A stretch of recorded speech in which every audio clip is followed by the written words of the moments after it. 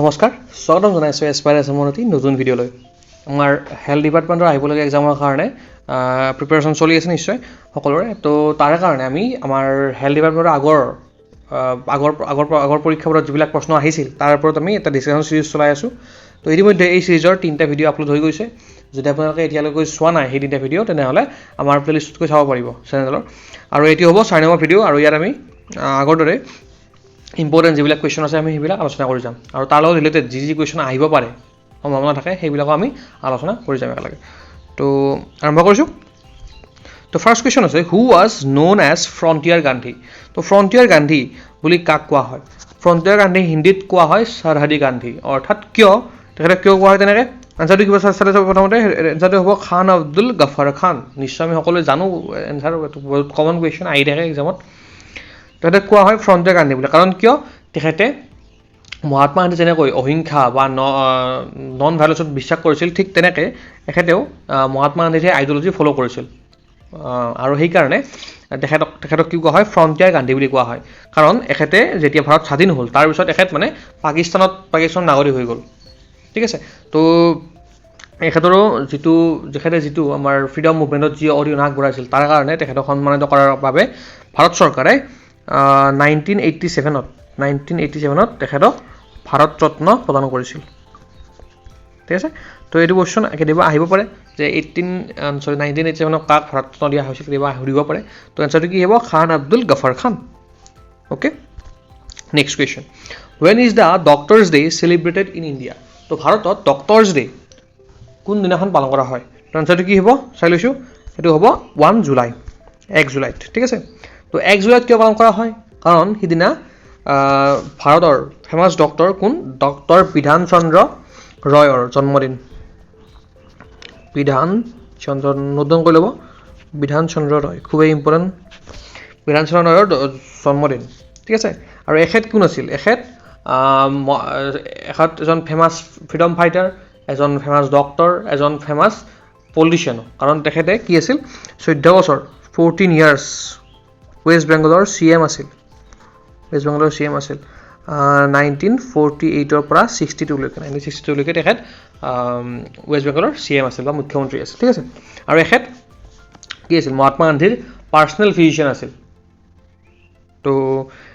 সেইকাৰণে এখেতৰ জন্মদিনটোৱে doctors day হিচাপে ভাৰতত পালন কৰা হয় আৰু এখেতক 1961ত ভাৰত চৰকাৰে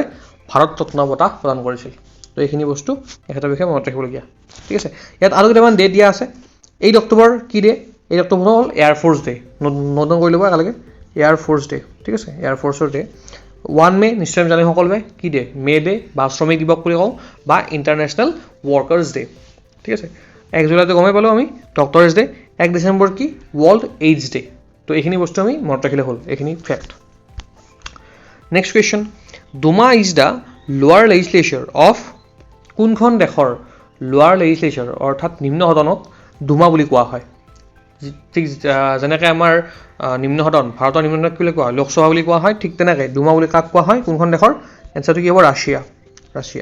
তো ৰাছিয়াৰ যিটো আপাৰ লেজিছলেচাৰ সেইটোক কি বুলি কোৱা হয় যেনেকৈ ৰাজ্যসভা বুলি কোৱা হয় এইটো কোৱা হয় ফেডাৰেশ্যন কাউন্সিল তো নেক্সট এক্সামত এইটোও আহিব পাৰে হয়নে যে এইবাৰ লোৱাৰ হাউচ আহিছে সেইবাৰ আপাৰ হাউচ আহিব পাৰে কি বুলি কোৱা হয় সেইটো এনচাৰ কি হ'ব ফেডাৰেশ্যন কাউন্সিল ৰাছিয়াৰ যিহেতু ৰাছিয়া এইবাৰ নিউজত আছে হয়নে নহয় ৰাছিয়া ইউক্ৰেইন ৱাৰৰ কাৰণে গতিকে ৰাছিয়াৰ ওপৰত কুৱেশ্যন আহি যাব পাৰে কুৱেশ্যন আছে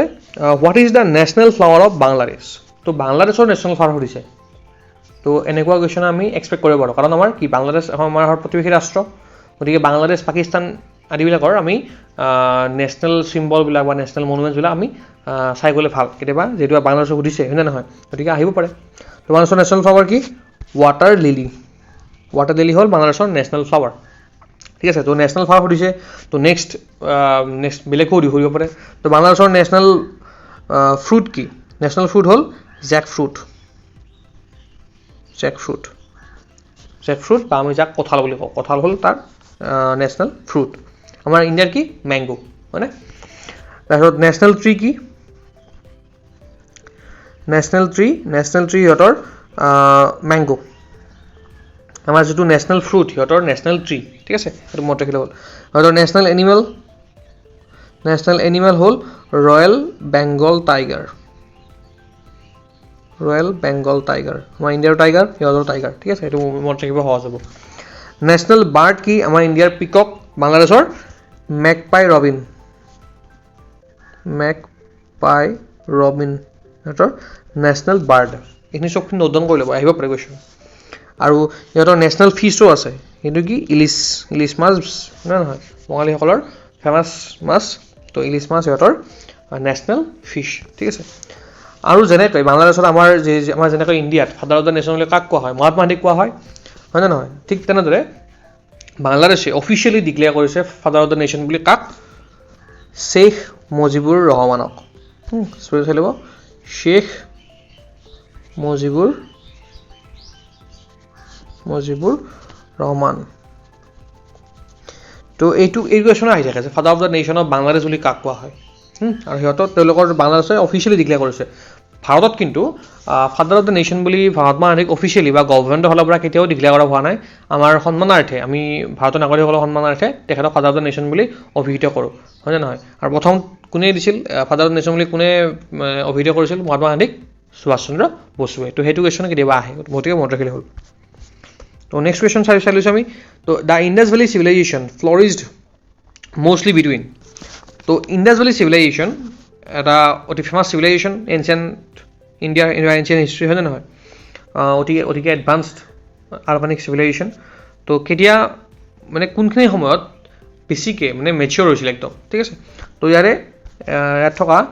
বি অপশ্যনটো কাৰেক্ট হ'ব ইয়াৰে ঠিক আছে তো এনে যদি চাব যাওঁ আমি টাইম লাইনটো তেতিয়াহ'লে অভাৰঅল টাইম লাইনটো কিমান আছিল এইটো BC এইখিনি আছিল কিন্তু একদম ফুল্লি মেচিয়ৰ হৈছিল এইখিনি সময়ত ঠিক আছে তো অপশ্যন কেতিয়াবা অলপ চলপ ইফালে থাকিব পাৰে কেতিয়াবা এইটো 1500 1600 আহিব পাৰে বা 17ৰ জেগাত 1900 আহিব পাৰে বা 1800 আহিব পাৰে তো এইখিনি সময়ত মষ্টলি এইটো ফ্লৰিষ্ট হৈছিল বা মেচিয়ৰ হৈছিল বুলি কোৱা হয় ঠিক আছে তো ইণ্ডাছ ভেলী চিভিলাইজেশ্যনৰ ওপৰত বহুখিনি কুৱেশ্যন আহিব পাৰে গতিকে ইণ্ডাছ ভেলী চিভিলাইজেশ্যনটো অতি খুবেই গুৰুত্বপূৰ্ণ টপিক আমাৰ হিষ্ট্ৰীৰ কাৰণে ঠিক আছে তো এইটো ভালকৈ চাব যিবিলাক কুৱেশ্যন আছে যিবিলাক ইণ্ডিয়ান ইণ্ডাছ ভেলী চিভিলাইজেশ্যনৰ গোটেইখিনি বস্তু আমি ভালকৈ চাব লাগিব থ'ৰলি ঠিক আছে তো নেক্সট কুৱেশ্যন মুখ কৰিছোঁ the second battle of Panipat was fought during the reign of তো ছেকেণ্ড বেটেল অফ পানিপটৰ কথা সুধিছে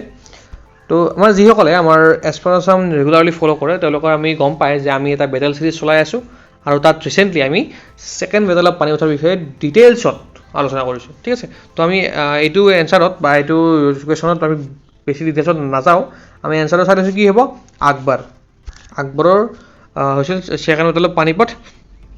কাৰ লগত হৈছিল কাৰ এগেইনষ্টত হৈছিল এইটো আছিল ভাৰ্চেছ হেমু হয়নে হেমুৰ লগত হৈছিল কিন্তু ইয়াত আকবৰে নিজে যুদ্ধত মানে অৱতীৰ্ণ হোৱা নাছিল তেওঁৰ হৈ কোনে যুদ্ধ কৰিছিল বাইৰাম খানে লিড লৈছিল কাৰণ আকবৰৰ সেই সময়ত বয়স খুবেই কম আছিল 13-14 বছৰৰ এজন ল'ৰা আছিল গতিকে আকবৰৰ মেচিয়ৰ হোৱা নাছিল যে তেওঁ নিজে লিড লৈ যুদ্ধ কৰিব গতিকে তেওঁৰ সেই সময়ত গাৰ্জেন আছিল কোন বাইৰাম খান আৰু তেখেতে এই যুদ্ধত লিড লৈছিল ঠিক আছে আৰু যদি এই বিষয়ে জানিবলগা যদি বিস্তাৰিতভাৱে জানিব বিচাৰে তেনেহ'লে আমাৰ চেনেলত এটা ডেডিকেটেড ভিডিঅ' আপলোড কৰা আছে আপোনালোকে battle series Indian history battle series search কৰিব এছপাৰেশ্যন লিখি দিব তেতিয়াহ'লে তাত আপোনালোকে পাই যাব ঠিক আছে তো নেক্সট কুৱেশ্যন মুখ কৰিছোঁ দ্য মেইন অবজেক্টিভ অফ খিলাফত মুভমেণ্ট ৱাজ তো খিলাফত মুভমেণ্ট ইণ্ডিয়ান হিষ্ট্ৰী এটা মডাৰ্ণ ইণ্ডিয়ান হিষ্ট্ৰী এটা খুবেই ইম্পৰ্টেণ্ট ইভেণ্ট হয়নে আমি নন কোঅপাৰেশ্যন মুভমেণ্টৰ লগত জড়িত হৈ আছে তো ইয়াৰে এনচাৰটো প্ৰথম চাই লৈছোঁ কি এনচাৰটো option D to restore caliph of Ottoman caliphate বা Ottoman empire to his former position ঠিক আছে তো যদি আমি অলপ চলপ থুলমূলকৈ চাব যাওঁ এটাতো বহুত অলপ আমি ডিছকাছ কৰিবলগীয়া টপিক কিন্তু আমি যদি থুলমূলকৈ চাব যাওঁ কি হ'ব যে সেই সময়ত অট'মান এম্পায়াৰ আছিল হয় নে নহয় অট'মান এম্পায়াৰে কিবা আজি বৰ্তমানৰ কেইবাখনো দেশ লগে লগে অট'মান এম্পায়াৰ হৈছিল ঠিক আছে তো আমি ক'ব পাৰোঁ যে বহুকেইটা টাৰ্কিছ ট্ৰাইবে লগ লাগি অট'মান এম্পায়াৰ গঠন কৰিছিল তো এটা সময়ত খুবেই প্ৰতিপত্তিশালী এম্পায়াৰ আছিল আৰু যে অট'মান এম্পায়াৰৰ যিজন চুলতান আছিল সেই চুলতানজনক কেলিফ বুলি অভিহিত কৰা হৈছিল আৰু তেখেতক গোটেই ৱৰ্ল্ডৰ যিমান মুছলিম কমিউনিটি মানুহ আছে তেওঁলোকে তেখেতক মানে খুবেই সন্মান কৰিছিল তেখেতক মানে কি হজৰত প্ৰফেট মহম্মদৰ মানে বংশধাৰী বুলি বা উত্তৰাধিকাৰী বুলি বিশ্বাস কৰিছিল ঠিক আছে তো যেতিয়া কি হ'ল যেতিয়া ৱৰ্ল্ড ৱাৰ 1ত যেতিয়া চেণ্ট্ৰেল ফ'ৰ্চ হাৰি গ'ল এলাইড ফ'ৰ্চৰ লগত তেতিয়া কি হ'ল এলাইড ফ'ৰ্চে কি কৰিলে চেণ্ট্ৰেল ফ'ৰ্চৰ যিখিনি মেম্বাৰ আছিল তাৰ ভিতৰত অটোমান এম্পায়াৰো আছিল হয়নে নহয় তো অটোমান এম্পায়াৰৰ কি হ'ল বহুকেইখন ষ্টেট তাৰ পৰা তেওঁলোকৰ পৰা কাঢ়ি লৈ গ'ল হয়নে নহয় আৰু সেইটোৱে মানে কি কৰিলে তাত বহুকেইটা মানে কি যিবিলাক ঠাই কাঢ়ি লৈ গ'ল তাত মানে মুছলিমৰ বহুকেইখন সন্মানীয় বা মানে শ্ৰদ্ধাৰ উপাসনাস্থলীও আছিল গতিকে সেইসকলৰ পৰা কি যিজন কেলিফ আছিল তেওঁৰ কণ্ট্ৰল হেৰাই গ'ল আৰু সেইটোৱে গোটেই মুছলিম কমিউনিটি ৱৰ্ল্ডৰ গোটেই মুছলিম কমিউনিটিটোৱে কি কৰিলে এটা অপমানসূচক মানে ষ্টেপ বুলি বিশ্বাস কৰিলে ঠিক আছে তো এই কামটো কোনে কৰিছিল এলাইড ফ'ৰ্চে আৰু এলাইড ফ'ৰ্চৰ মেম্বাৰ আছিল ব্ৰিটেইন আৰু সেই সময়ত ব্ৰিটেইনে কি ভাৰতত শাসন কৰি আছিল গতিকে ভাৰততো এই মানে ষ্টেপটোৰ এগেইনষ্টত এটা মুভমেণ্ট ষ্টাৰ্ট হ'ল কি নাম খিলাফত মুভমেণ্ট তো এইটো ষ্টাৰ্ট কোনে কৰিছিল এইটো কৰিছিল আলী ব্ৰাদাৰ্ছ মানে কোন আছিল তাত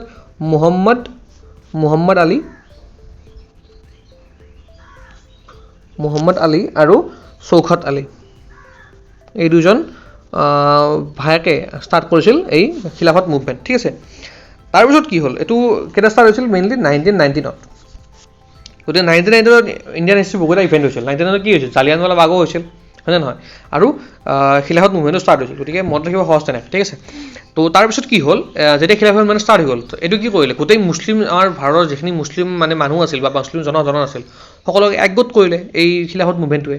আৰু তেতিয়াই মহাত্মা গান্ধীয়ে এটা সুযোগ বিচাৰি পালে যে ভাবিলে যে যিহেতু মুছলমানখিনি একগোট হ'ল আৰু তেওঁলোকে ব্ৰিটিছৰ এগেইনষ্টত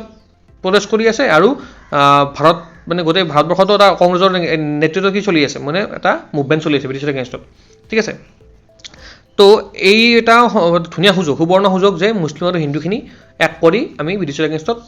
সেই কৰিব লাগে গতিকে তাৰপিছত কি হ'ল এই খিলাফত এটা কমিটি গঠন হ'ল আৰু সেই কমিটিটোৰ পিছত কি হ'ল কংগ্ৰেছৰ লগত লগ হৈ আন্দোলন কৰিলে আৰু সেই তাৰে ফলস্বৰূপে কি হ'ল নন কপাৰেশ্যন মুভমেণ্টে ইমানখিনি এটা সক্ৰিয়তা পালে বা নন কপাৰেশ্যন মুভমেণ্ট এটা ডাঙৰ মুভমেণ্ট হিচাপে বা দেশজুৰি হোৱা মুভমেণ্ট হিচাপে পৰিগণিত হ'ল ঠিক আছে তো এইটো এটা হিষ্ট্ৰী আমি পিছত যদি যেতিয়া আমি কোৰ্চত আমি হিষ্ট্ৰী চাম আমাৰ এটা নতুনকৈ কোৰ্চ লঞ্চ হ'ব গৈছে হয়নে নহয় গম পাইছে টেটৰ কাৰণে এটা ছেপাৰেট কোৰ্চ হ'ব আৰু এটা আমাৰ গোটেই গভৰ্ণমেণ্টৰ এক্সামৰ কাৰণে এটা ছেপাৰেট কোৰ্চ লঞ্চ কৰিব আমি গৈ আছোঁ এছপাৰেশ্যনৰ তৰফৰ পৰা গতিকে যিসকলে ইণ্টাৰেষ্টেড তেনেহ'লে আমাৰ পোষ্টাৰত যিবিলাক নম্বৰ দিয়া আছে তাত গৈ কণ্টেক্ট কৰিব পাৰিব ঠিক আছে তো যি নহওক বাৰু নেক্সট মই কৰিছোঁ who led Rajputs in the battle of Haldighati তো বেটেল অফ হালদিঘাটি খুবেই ইম্পৰ্টেণ্ট বেটেল হয় নহয় আৰু আমি আমাৰ যিটো বেটেল চিৰিজৰ তাৰ নেক্সট বেটেলে হ'ব বেটেল অফ হালদিঘাটি অতি সোনকালে বেটেল অফ হালদিঘাটিৰ ওপৰত আমি এটা ডিটেইলছ ভিডিঅ' আমি আপলোড কৰিম ঠিক আছে গতিকে যি নহওক বাৰু বেটেল অফ হালদিঘাটি কাৰ মাজত হৈছিল সেইটো হৈছিল ৰাণা প্ৰতাপ আৰু কাৰ মাজত আকবৰৰ মাজত ৰাণা প্ৰতাপ ভাৰ্চেছ আকবৰ ঠিক আছে আকবৰ অৰ্থাৎ মোগলৰ মাজত আকবৰ সিমান ৰজা আছিল আৰু মোগলৰ ফ'ৰ্চক নেতৃত্ব কোনে দিছিল সেইটো দিছিল মান সিঙে আৰু কেতিয়া হৈছিল যুদ্ধ 1576ত তো এইখিনি বস্তু মনত ৰাখিলে হ'ল আৰু আমি অতি সোনকালে কেনেকৈ যুদ্ধ হৈছিল কিয় কাৰণে হৈছিল সেই গোটেই বেকগ্ৰাউণ্ডটো আমি গোটেই পিছত আলোচনা কৰিম আৰু যেতিয়া আমি এটা ডেইলি ভিডিঅ' আপলোড কৰিম বেটেল চিৰিজৰ নেক্সট ভিডিঅ'ত ঠিক আছে দ্য ৰিভাৰ ব্ৰহ্মপুত্ৰ অৰিজিনেটছ ফ্ৰম তো ব্ৰহ্মপুত্ৰ ৰিভাৰ অৰিজিনেটছ ফ্ৰম ক'ৰ পৰা অৰিজিন হৈছে তো ইয়াৰ অপশ্যনকেইটা চাই ল'ব ফাৰ্ষ্ট অপশ্যনটো আছে লেক মানস সৰোবৰ নেক্সটটো আছে পৰশুৰাম কুণ্ড থাৰ্ডটো আছে আংশী গ্লেচিয়াৰ আৰু ফ'ৰ্থটো দিয়া আছে টিবেটিয়ান কিয়াং ভেলী তো আমি সৰুতে পাই আহিছিলোঁ কি মানস সৰোবৰৰ পৰা উৎপত্তি হৈছে কিন্তু এতিয়া তাৰপিছত আৰু এটা চ'ৰ্চ আহিল সেইটো চ'ৰ্চ সেইটো কেতিয়াবা আপোনালোকে পাব পাৰে সেইটো নাম কি সেইটোৰ নাম হ'ল চেমা